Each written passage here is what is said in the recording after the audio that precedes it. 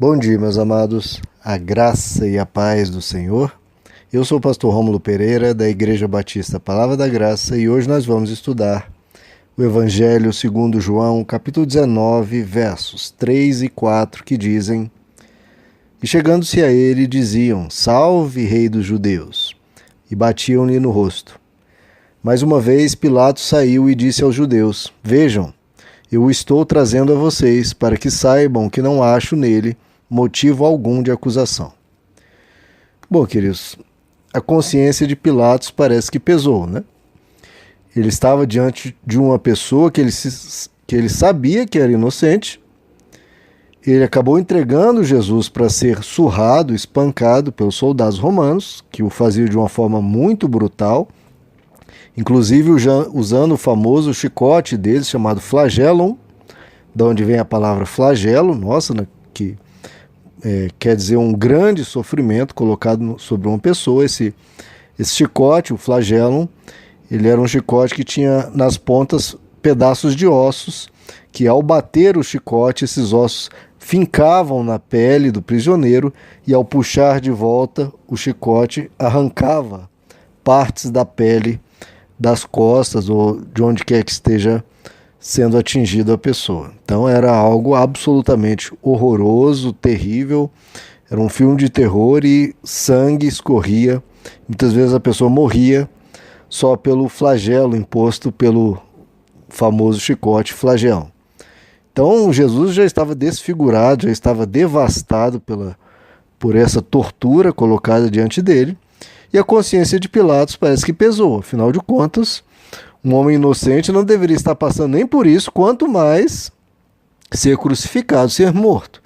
Então ele chega diante da liderança judaica e diz: olha, basta, eu não vejo nele nenhum problema, nenhum crime, eu acho que já é o suficiente. Então ele tentou verificar se já bastava, né? Na tentativa, pensando que talvez o que Jesus já havia sofrido já fosse o suficiente para aplacar a ira dos judeus. Mas parece que não adiantou, claro, não adiantou. A consciência dele pesou também, porque lá em Mateus 27 nos diz que Pilatos, estando sentado no tribunal, a mulher dele veio até ele e disse: Nada faças tu com aquele justo, porque hoje sofri muitas coisas em sonhos por causa dele. Então veja só, as mulheres muitas vezes têm essa percepção, ela é mais sensitiva para as coisas espirituais, e parece aqui que a mulher de Pôncio Pilatos teve algum sonho, algum tipo de incômodo espiritual dentro dela, dizendo: olha, ele é um justo, não faça nada com ele. Então veja que Pilatos estava cercado de evidências, dizendo para ele não fazer parte daquele crime. Mas ainda assim ele foi adiante, porque no poder, no governo, muitas vezes as pessoas negociam seus valores, né? Se vendem para o que está ocorrendo, e ele se vendeu para a liderança judaica, mesmo tendo a absoluta certeza que Jesus era inocente. Para tentar aliviar um pouco essa consciência, lá em Mateus 27 nos diz que, vendo, pois, Pilatos que nada aproveitava, antes se fazia mais tumulto. Então as pessoas estavam começando a achar que Pilatos ia libertar Jesus, e começou a haver um tumulto, um empurra-empurra, uma confusão. Então Pilatos, tomando água, lavou as mãos diante da multidão, dizendo: Inocente estou do sangue deste justo. Vede-o vós. E respondeu todo o povo: que o sangue dele caia sobre nós e sobre nossos filhos. Que coisa, né, queridos? Que horror. Pilatos, achando que aquilo era o suficiente para limpar do crime o qual ele estava fazendo parte, e a multidão tendo a bravata de falar algo como isso, né? Ou seja, o seu sangue sobre nós e sobre nossos filhos. Então veja, queridos, é importante aqui nós citarmos que ao longo da história cristã, muitas vezes os judeus foram responsabilizados como aqueles que mataram Jesus. E é daí que vem um forte preconceito que já houve em épocas, em países cristãos, né, perseguição com judeus, matança de judeus, porque gritavam: eles mataram Jesus, eles são assassinos de Jesus. Mas não são, isso aqui não é uma questão racial. Veja que tanto judeus quanto gentios, aqui representado por Pôncio Pilatos, pelos soldados romanos, todos participaram disso. E, obviamente, né, você tem que saber muito pouco de Bíblia para saber disso, ou seja, que Jesus estava levando o pecado de todos nós. Eu sou um dos assassinos de Jesus, você também.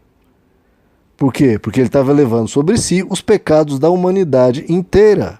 O pecado de todos nós ele estava levando sobre si, ele estava pagando pelo pecado de todos nós. Então não adianta a gente ficar aqui horrorizado com o que os romanos fizeram, ou com o que os judeus fizeram, todos nós somos responsáveis. É claro que a participação deles, ali por ser pessoal e por ser de uma forma tão violenta e horrível, é claro que cada um, né, é responsável por suas ações. Mas nós temos que saber que o nosso pecado, de cada um de nós, foi quem que levou Jesus à cruz. O sangue dele foi derramado por mim e por você. Então, é porque o ser humano pecou, porque eu pequei e peco, e porque você pecou e peca, que Jesus teve que levar esse fardo imenso. Ele foi castigado por causa das nossas transgressões. Então, o castigo que nos traz a paz estava sobre ele. Jesus foi massacrado no nosso lugar. Imagine a quantidade de pecados da humanidade inteira. Era isso que estava recaindo sobre ele. Por isso que Jesus clamava lá no Getsemane, né? Pai, afasta de mim esse cálice, porque eu levar os fardos, ser culpado dos pecados da humanidade inteira é um fardo muito pesado. Mas ainda assim Jesus diz, mas seja feita a tua vontade. E Jesus decide beber esse cálice, e é o que nós estamos vendo aqui. Aquele que era inocente, que a própria autoridade romana reconhece, e até Judas diz depois, né, trair sangue inocente. Então, o completamente inocente levou a culpa de todos nós. Veja, que ato mais maravilhoso e de maior demonstração de amor poderia haver do que essa? E as pessoas dizem, eu não sei se Deus me ama, eu acho que Deus não me ama. Queridos, isso é pecado falar uma coisa dessa. Isso não é coisa que se brinque. Jesus foi esfolado vivo, Jesus foi crucificado por amar a mim e a você. E quem é que tem a ousadia, a coragem de dizer que Jesus não sabe se Jesus a ama? Pelo amor de Deus.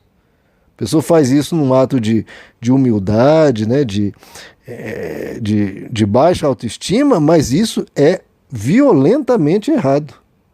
Imagine você chegar lá para Jesus sendo esfolado, todo ensanguentado, com pedaços dele jogados ao redor do pátio romano, retirado pelo flagelo, e você dizer para Jesus, Jesus, eu não sei se você me ama. Olha, pega um pedaço ali de Jesus que está ali no chão, da pele dele. Quando a gente celebra a Santa Ceia, a gente bebe o sangue dele, come um pedaço da carne dele, simbolizando o quê? Que nos lembrar o que ele fez por nós. Então ninguém tem o direito, em momento algum da vida, pode estar passando um momento de vazio, de dificuldade, de problemas, ninguém tem o direito de dizer isso, queridos, ninguém.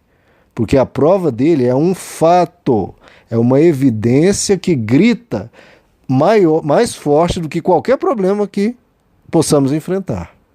É um grito maior, é uma verdade mais profunda, mais verdadeira, e é um fato. Não é só da boca para fora que Jesus falou isso. Ele demonstrou o amor dele por nós quando ainda éramos pecadores. Jesus te ama?